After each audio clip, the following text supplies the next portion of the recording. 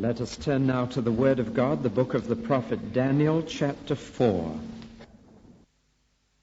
This is the proclamation of Nebuchadnezzar the king, which he sent to people of every language in every nation of the world. Greetings. I want you all to know about the strange thing that the Most High God did to me. It was incredible, a mighty miracle. And now I know for sure that his kingdom is everlasting. He reigns forever and ever. I, Nebuchadnezzar, was living in peace and prosperity, when one night I had a dream that greatly frightened me. I called in all the wise men of Babylon to tell me the meaning of my dream. But when they came, the magicians, astrologers, fortune-tellers, and wizards, and I told them the dream, they couldn't interpret it. At last Daniel came in, the man I named Belteshazzar after my God, the man in whom is the spirit of the holy gods, and I told him my dream. O Belteshazzar, master magician, I said, I know that the spirit of the holy gods is in you, and no mystery is too great for you to solve. Tell me what my dream means. I saw a very tall tree out in a field, growing higher and higher into the sky until it could be seen by everyone in all the world. Its leaves were fresh and green, and its branches were weighted down with fruit, enough for everyone to eat. Wild animals rested beneath its shade, and birds sheltered in its branches, and all the world was fed from it. Then, as I lay there dreaming, I saw one of God's angels coming down from heaven. He shouted, "Cut down the tree, lop off its branches, shake off its leaves, and scatter its fruit. Get the animals out from under it and the birds from its branches. But leave its stump and roots in the ground, banded with a chain of iron and brass, surrounded by the tender grass. Let the dews of heaven drench him, and let him eat grass with the wild animals. For 7 years let him have the mind of an animal instead of a man. For this has been decreed by the watchers, demanded by the holy ones. The purpose of this decree is that all the world may understand that the Most High dominates the kingdoms of the world and gives them to anyone he wants to, even the lowliest of men." O Belteshazzar, that was my dream. Now tell me what it means. For no one else can help me. All the wisest men of my kingdom have failed me. But you can tell me, for the spirit of the holy gods is in you. Then Daniel sat there stunned and silent for an hour, aghast at the meaning of the dream. Finally the king said to him, "Belteshazzar, don't be afraid to tell me what it means." Daniel replied, "Oh, that the events foreshadowed in this dream would happen to your enemies, my lord, and not to you. For the tree you saw growing so tall, reaching high into the heavens for all the world to see, with its fresh green leaves loaded with fruit for all to eat, the wild animals living in its shade, with its branches full of birds, that tree, your majesty, is you. For you have grown strong and great. Your greatness reaches up to heaven, and your rule to the ends of the earth." Then you saw God's angel coming down from heaven and saying, "Cut down the tree and destroy it. But leave the stump and the roots in the earth, surrounded by tender grass, banded with a chain of iron and brass. Let him be wet with the dew of heaven. For 7 years let him eat grass with the animals of the field. Your majesty, the Most High God, has decreed, and it will surely happen, that your people will chase you from your palace. And you will live in the fields like an animal, eating grass like a cow, your back wet with dew from heaven. For 7 years, this will be your life, until you learn that the Most High God dominates the kingdoms of men and gives power to anyone he chooses." But the stump and the roots were left in the ground. This means that you will get your kingdom back again when you have learned that heaven rules. O King Nebuchadnezzar, listen to me. Stop sinning.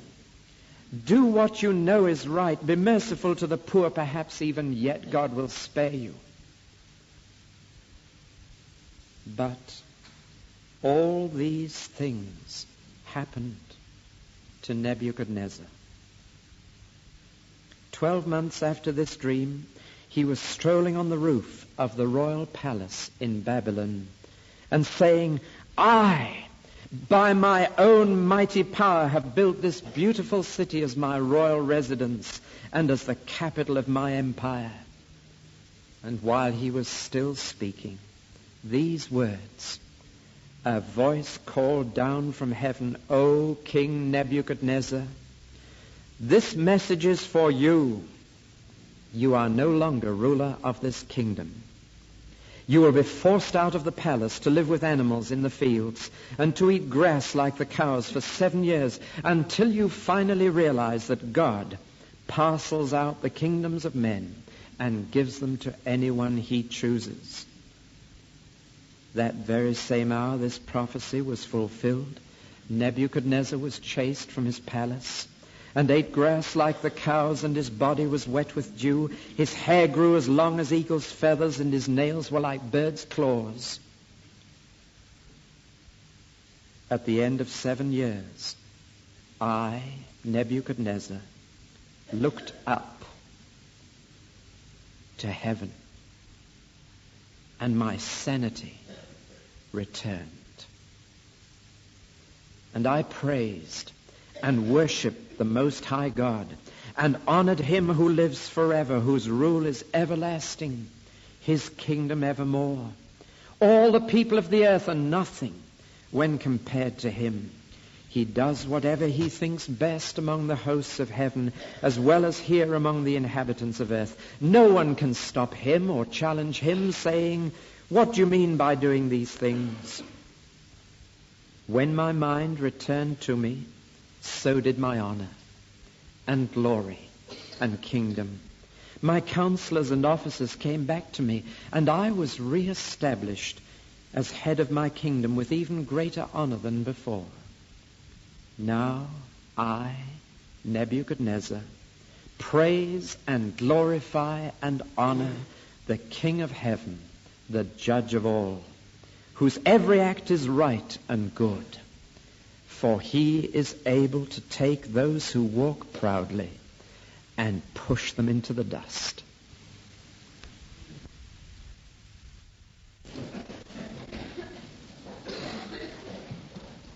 Daniel chapter 4 is one of the most remarkable documents of human history for 2 reasons. The first is, it is a state document.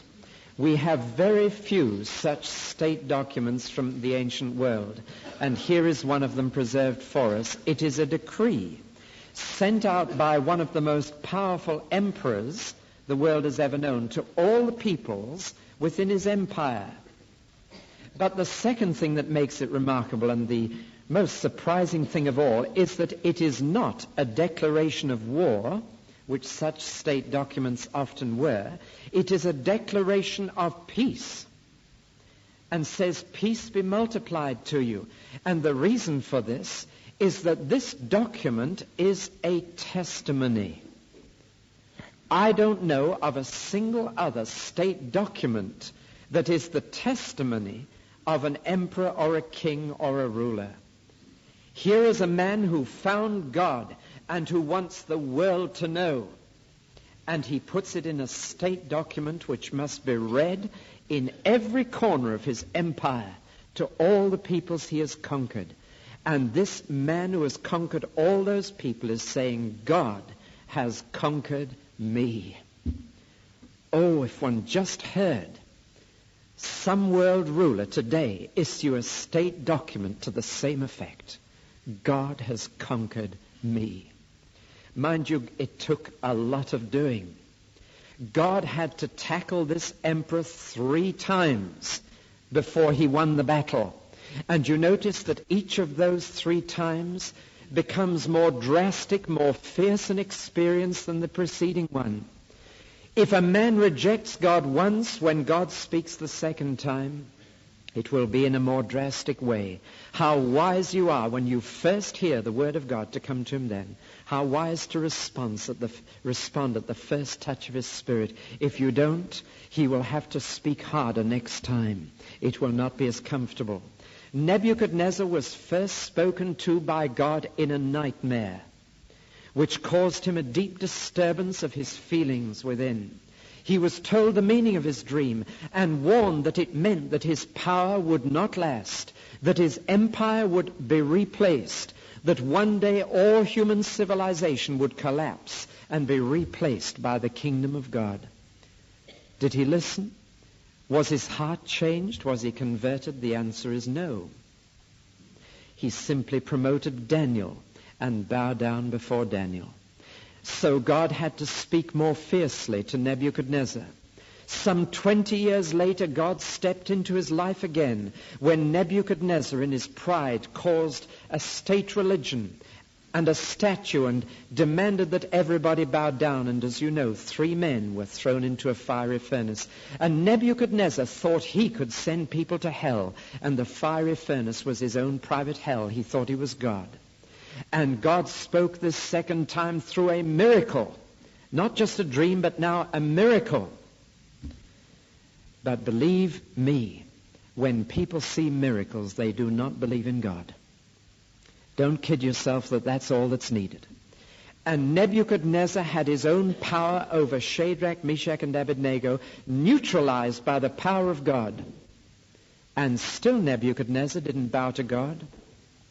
It's true, he issued a decree that no one must stop these 3 men believing in their God, which was a step forward. But still Nebuchadnezzar has not bowed the knee before God. And so God waited maybe another 12 years. And then God stepped into this man's life again. And this time in the most drastic way of all, through a tragedy, a disaster. And sometimes a man who's at the top of his career, a man who's at the peak of his power, has to have a disaster overtake him before he'll bow the knee to God. And we're going to read the tragic story of how Nebuchadnezzar became a man of God. And when we get to heaven, we'll meet the man we're talking about this morning. Isn't that exciting? We're not talking about things way back centuries ago. We're not dealing with history. We're dealing with contemporary facts. We're dealing with the here and now. Now, during the period between chapter 3 and chapter 4, between last Sunday's study and this Sunday's, Nebuchadnezzar, as he says, was at peace and enjoying prosperity. He was at rest and flourishing. He'd conquered everything he wanted to conquer. The whole empire was under control, and money was pouring in from the taxes he imposed. He was at peace and prosperous. What did he do during that decade when he had peace and prosperity?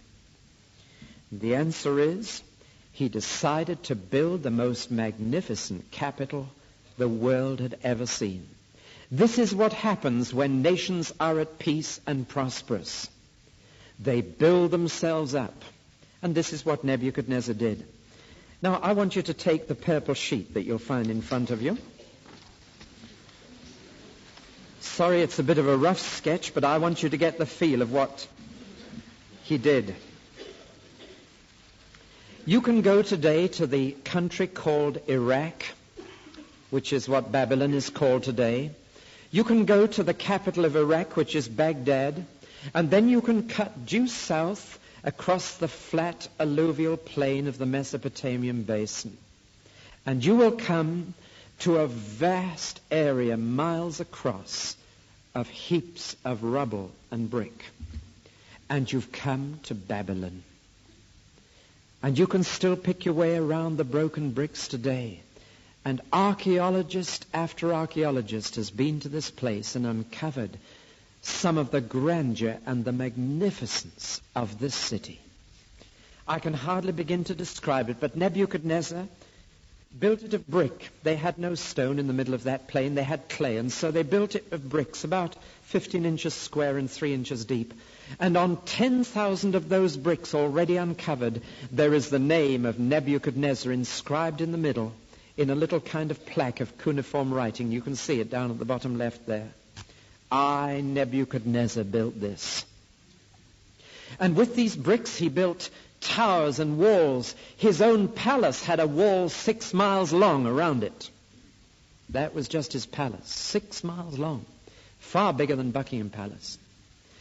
And he built magnificent gateways. There's one in that left-hand top sketch, about the size of the Tower Bridge, the Ishtar Gate, and it was covered with most beautiful blue glazed tiles depicting beasts, one of which I've just sketched on the right there. And these beasts were an attempt to improve on the Creator's work, and he thought he could make better beasts than God did. And so he made beasts with a snake's head and a lion's body and eagle's claws on its back legs, and thought he'd improved on God's handiwork. And this was his pride. Now he married a queen called Omin, and she came from what is now Iran, Persia, Media. And she lived up in the hills. And when she came to marry this man, she said, "Oh, I do miss the mountains.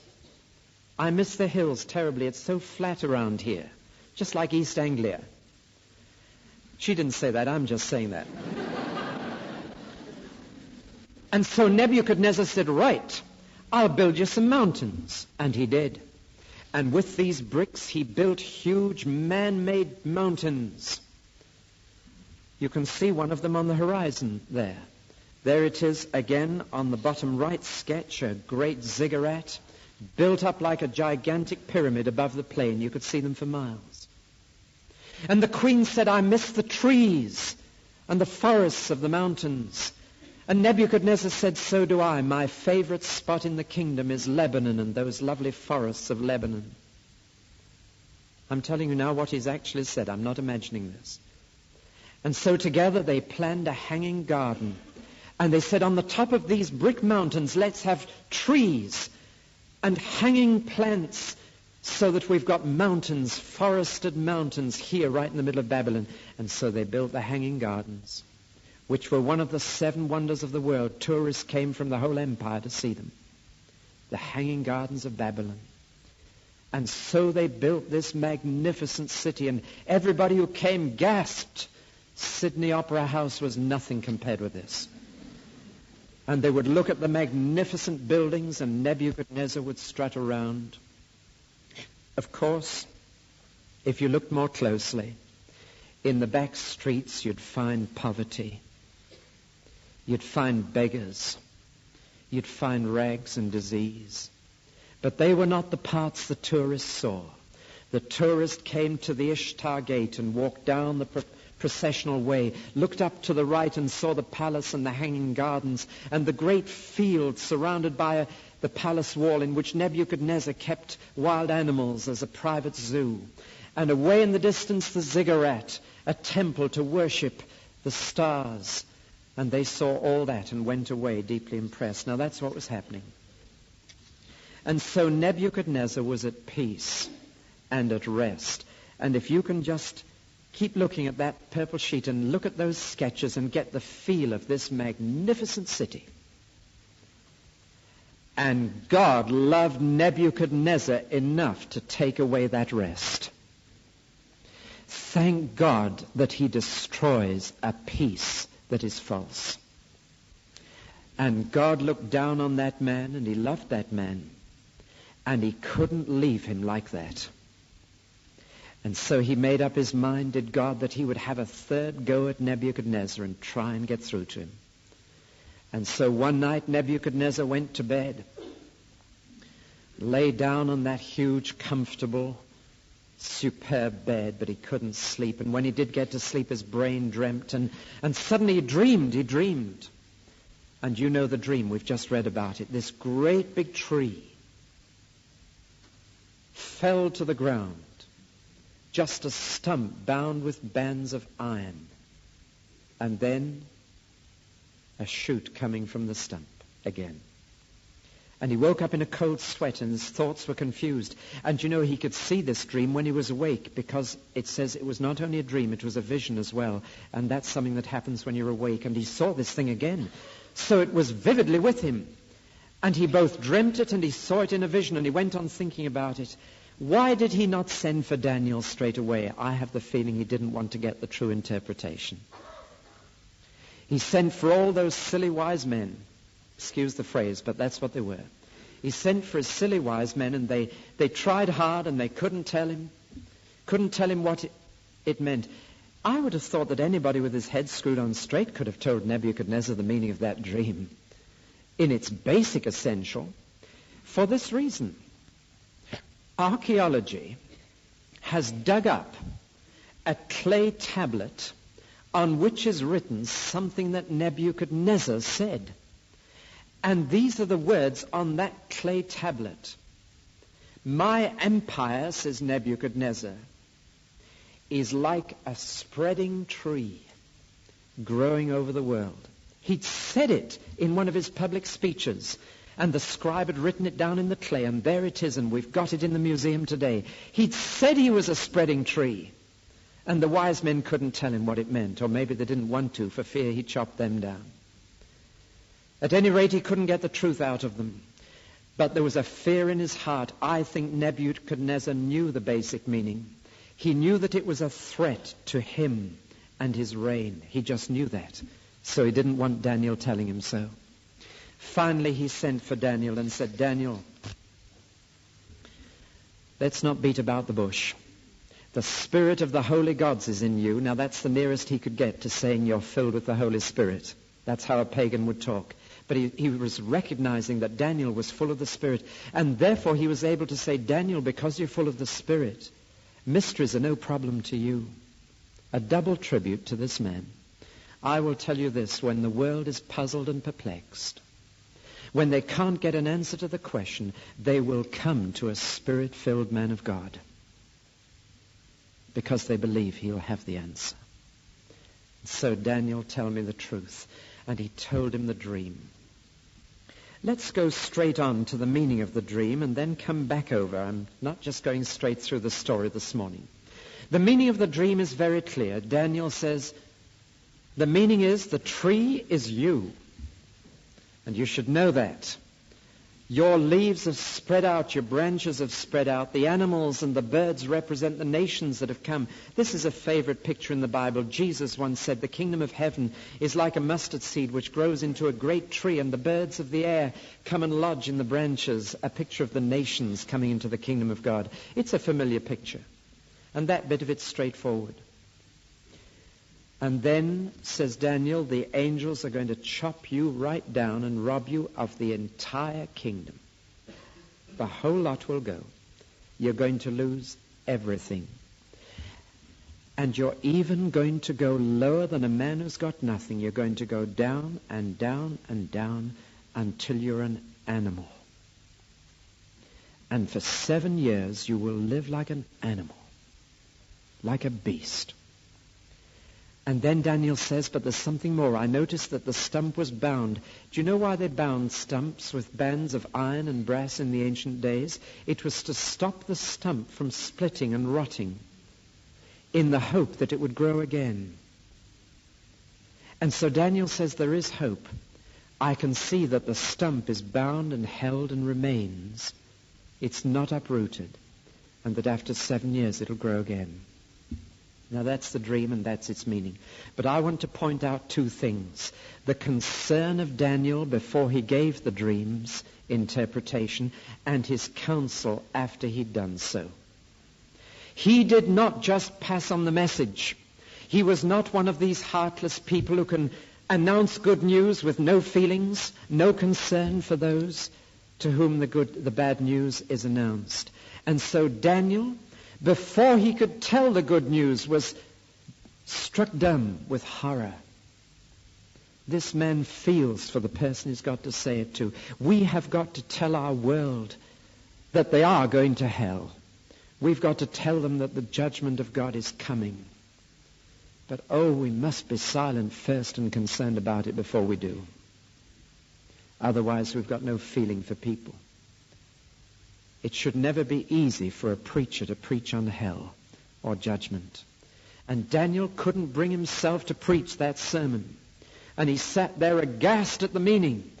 And Nebuchadnezzar saw his difficulty. And Nebuchadnezzar said, don't be afraid. I'm not going to do anything to you. Just tell me the truth. You know, don't you? I can see it on your face. You won't tell me. Tell me. Daniel's concern for Nebuchadnezzar, wicked tyrant though he was, cruel dictator though he was, Daniel nevertheless said, I wish what I've got to tell you I could say about your enemies, not you. What a heart this man has. Not just a head to understand mysteries, but a heart to feel for people when the judgment of God is being announced. And therefore, not only did he show concern before he told him the dream, he gave him counsel afterwards. God doesn't just judge people for no reason at all. He doesn't just knock a ruler down just because he wants to, picking them out with a pin. God operates on moral principles, and God would never do this to a man unless the man deserved it. And therefore Daniel says, Nebuchadnezzar, there must be sin here. There must be iniquities here. God would not have told you he's going to cut you down like that unless there was something wrong. Nebuchadnezzar, I plead with you now. Because Nebuchadnezzar, if God was just going to cut you down out of sheer judgment and had no mercy for you, he wouldn't have told you beforehand. When God warns us that he's going to do something, it is his mercy giving us a chance, because the past is fixed, but the future is still flexible and can be changed.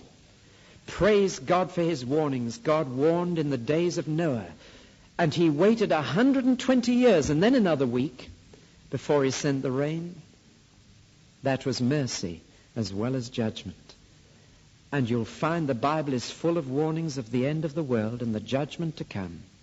We have no excuse for not getting ready. And God in his mercy tells us beforehand that he's going to do it to see how we react. For the future can be changed. That's the glorious possibility.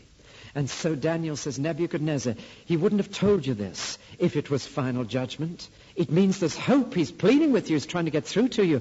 Turn away from your sins and iniquities. What about those poor people in the city? Why not spend some money on them? Look, just leave your past. Change the future. Live right. At least you might be able to stay this judgment that's coming. You might get a period of peace. Daniel's pleading for this man. If ever we announce judgment and wrath to other people, it must be with concern beforehand and counsel afterwards. That's the framework to preach the judgment of God. Well, that's the first part of the story. I must now turn to the very sad sequel. 12 months passed. What did Nebuchadnezzar do in that year? Did he stop spending money on his palace and his garden and his city? And did he go down to the streets and see what needs there were among the poor? And did he begin to lift the condition of his people? No. He very quickly forgot the dream and the fear it had caused, and his conscience was lulled and his fears faded, and the man went right back to his proud building program. We saw last Christmas a play presented here, Dickens' Christmas Carol. That is fiction. It is not very true to life.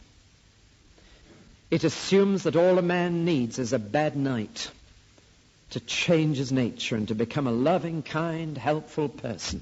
And Ebenezer Scrooge, it's a lovely story, and they all lived happily ever after, even Tiny Tim. But it's fiction. It's fiction. And fact is very different. This is fact, not fiction. And the fact is that Nebuchadnezzar still was not changed in his heart. Time is the best test of whether a man is really sorry. Time is the best test of real repentance. What is he like a year later? That's the test. And by that test, Nebuchadnezzar is the same old sinner. We see it as 12 months later we find him walking on those wide walls which were wide enough to drive 3 chariots abreast along the top. And as he walks around, just look at that picture again, look at that top left picture. As he walks around that wall on the right-hand side of the picture, just where those trees are, you can see the wall stretching along around the field where the beasts were kept in the private zoo. As Nebuchadnezzar walked along that wall and looked over the vast city as far as the eye could see and saw the man-made mountains, he said this, "Is not this great Babylon, which I have built by my power for my glory?" Do you know what he's saying? He's saying part of the Lord's Prayer, but he's got one word wrong.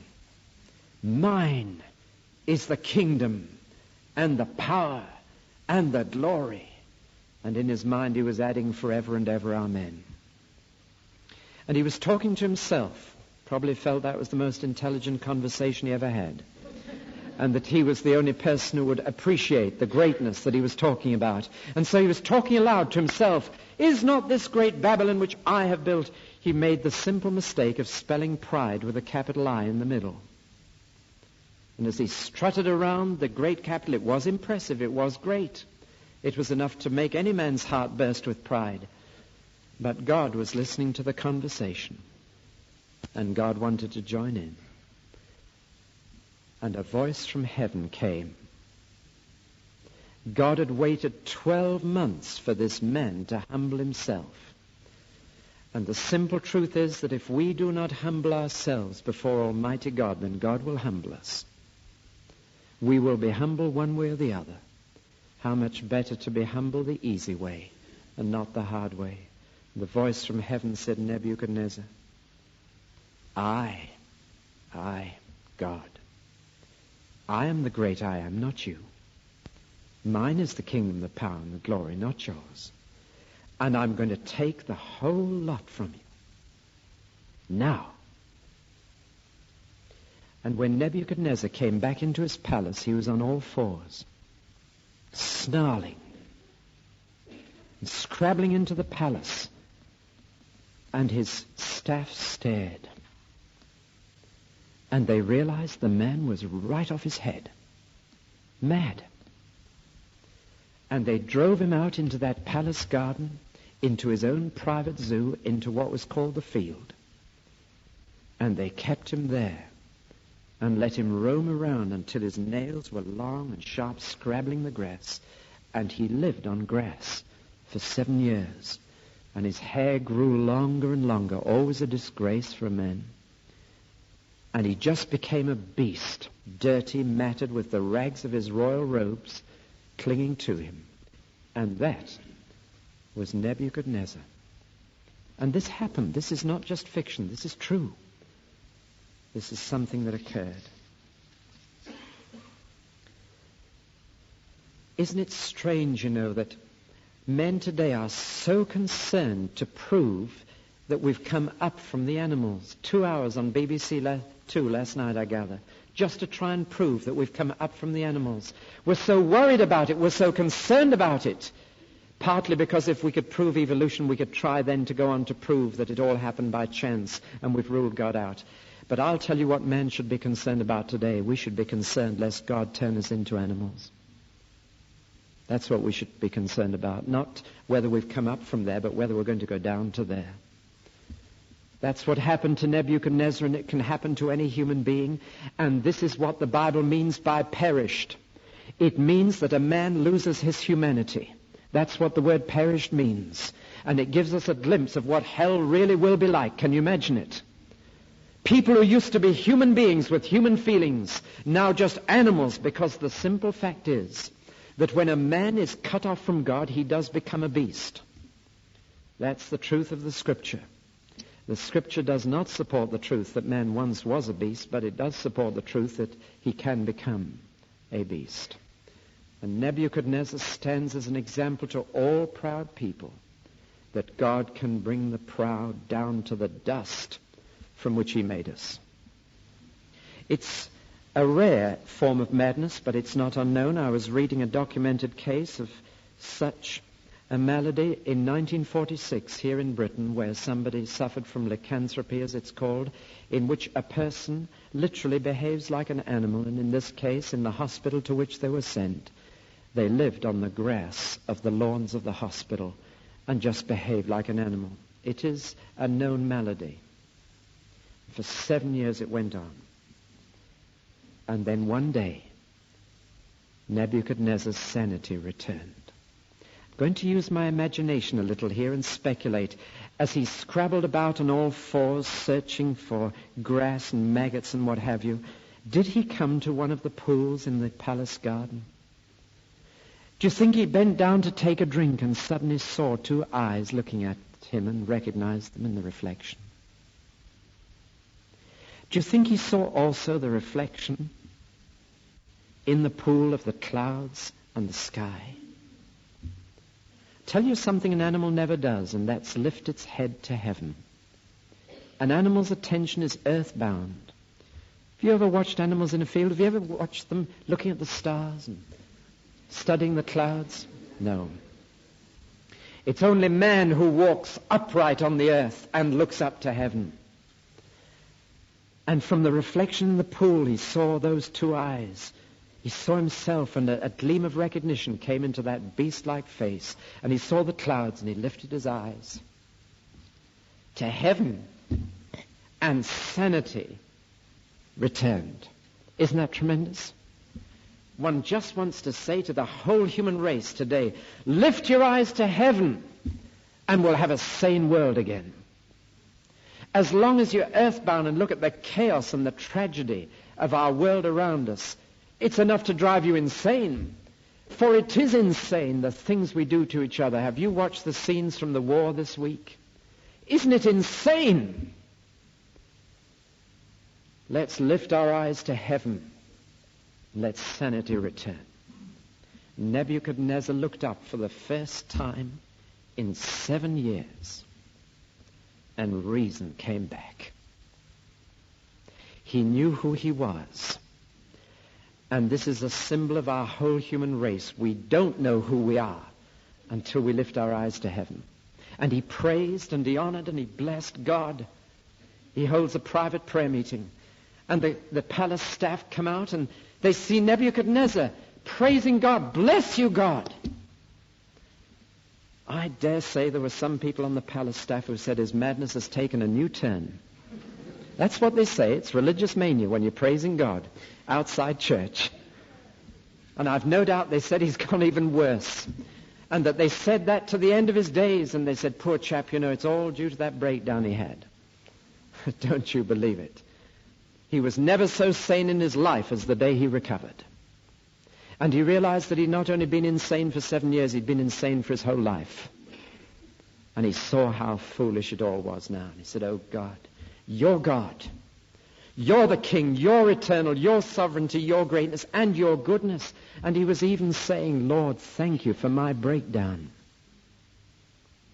He's saying it's your goodness, not just your greatness to me that I'm praising.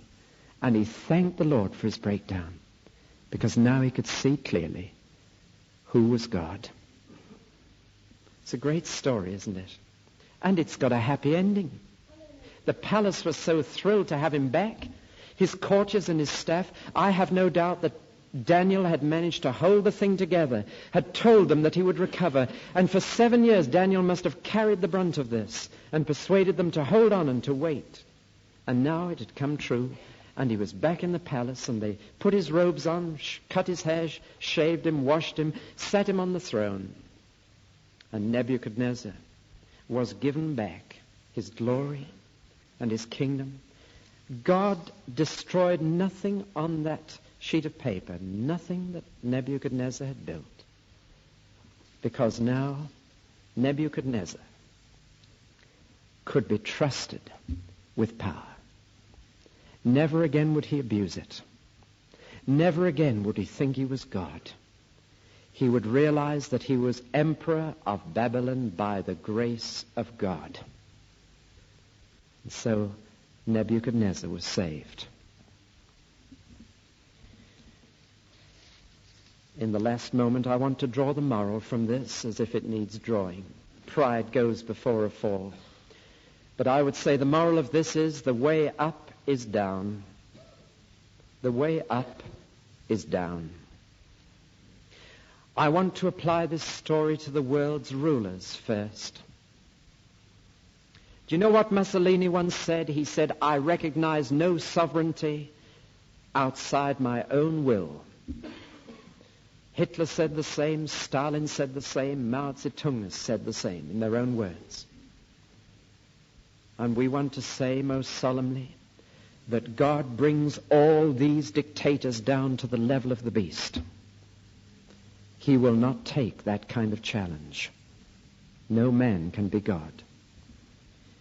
Nebuchadnezzar did it in Babylon, the very place where centuries previously the Tower of Babel had been built up as a challenge to heaven, and God will always accept that challenge. And he deals with it. The mills of God grind slowly, but they grind exceeding small.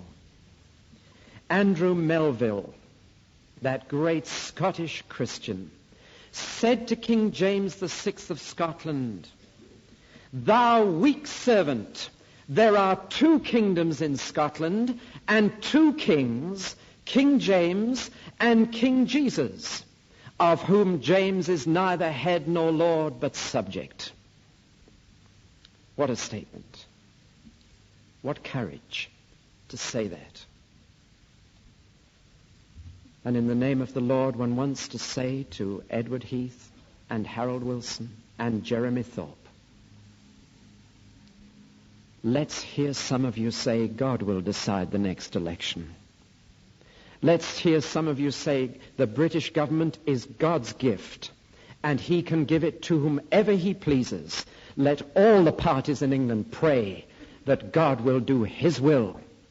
Let's forget the Gallup poll and let's seek God's government. Oh, for a state document like this. It's lovely when you hear a queen like Queen Wilhelmina of the Netherlands say, by the grace of God and in dependence upon him, I have reigned for 85 years. Or was it 58? I forget the exact figure. 58 it would be. By the grace of God and in dependence on him, I have reigned. You see, the real people who reign in England are not the royal family. We've long since left that behind. Let's be realistic in our prayers and in our thinking. The real people who reign over us are the party in power at the moment. And they reign by the grace of God. Shall I tell you something? At the last election, there were at that time 5 declared atheists on the cabinet of our British government. Ministers of state, 5 declared atheists. And when the election came, there were hundreds of Christians throughout the United Kingdom were praying for one thing, that God would give us a cabinet without any atheists on it. And there was a surprise swing, as you know, in that election. It was explained on all sorts of other grounds, but I'll tell you this. The result was there was not one declared atheist on our cabinet. We can start praying now for the next general election. We do not really care about the political label, for as far as policies go, it seems increasingly Tweedledum and Tweedledee resolved to have a battle. But we pray very earnestly for those who acknowledge that it is God who decides a general election, and God gives his kingdoms to whomever he wishes. That's the comfort in the Middle East war at the moment, that the outcome of it will be God's plan. And the final thing I want to say, lest we point this chapter in the wrong direction and point it all to the rulers of the world, I want to say that this chapter is relevant to every person listening to me this morning, including me. For you don't need Babylon, you just need a nice garden. And you can do the same thing. Is not this my garden, which I've spent so much time and money on, and is so beautiful and the neighbors all admire it? Is not this my house? You can be house proud with just one room. And you can say, is not this mine, which I have built which I'm responsible for. You can do it with your children. Are not these my children to whom I've given this education and my upbringing? Oh, I'm so proud. The Lord gave you your house and your garden and your children. It's spelling pride with a capital I in the middle that challenges God, and you can do it in one room. You can do it with a window box. And so we need to remember that God can't stand human pride. And God can bring us low too. There was a preacher up in the north of England called Dr. W.L. Watkinson, a famous preacher many, many years ago. And he went to preach in Lancashire and was invited to stay the day with a self-made Lancashire cotton mill owner. You know, the kind of man who'd got plenty of brass and was building himself up, and he'd got a lovely stone house in the Pennines and an estate next to the big mill that he'd built. And all through lunch he was telling Dr. Watkinson how he'd built up the mill with his own efforts and how it was a glory to his family name and all the rest. And after lunch they went for a walk through the estate, and the man had just planted a row of birches. And he said to Dr. Watkinson, "Look at those birches. I've planted them for my posterity." And Dr. Watkinson said, "They might be more use on your posterior." He was a blunt northern preacher. And he was just saying to that Lancashire mill owner, Nebuchadnezzar, next time you've got this heart of pride, is not this which I did, which I built up? Instead of thanking God for the sheer delight of doing a good job and for the gifts that made it possible, if you say, I did this by my strength, for my glory, then just say to yourself, Nebuchadnezzar, Nebuchadnezzar. My last word is this. The contrast. Nebuchadnezzar, thinking he was God because he had a vast empire. Listen to this. And Jesus, knowing that the Father had given all things into his hands, took a towel and washed feet. Let us pray.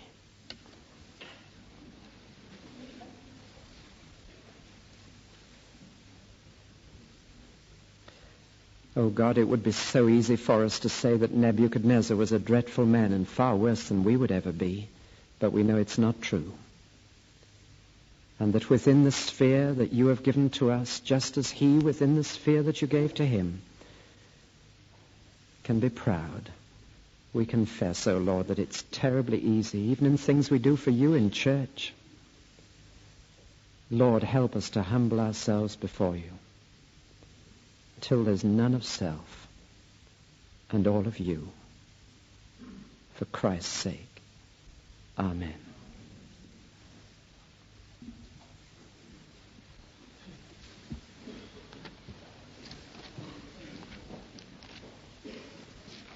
Hymn number 603. Oh, the bitter shame and sorrow that a time could ever be. 603.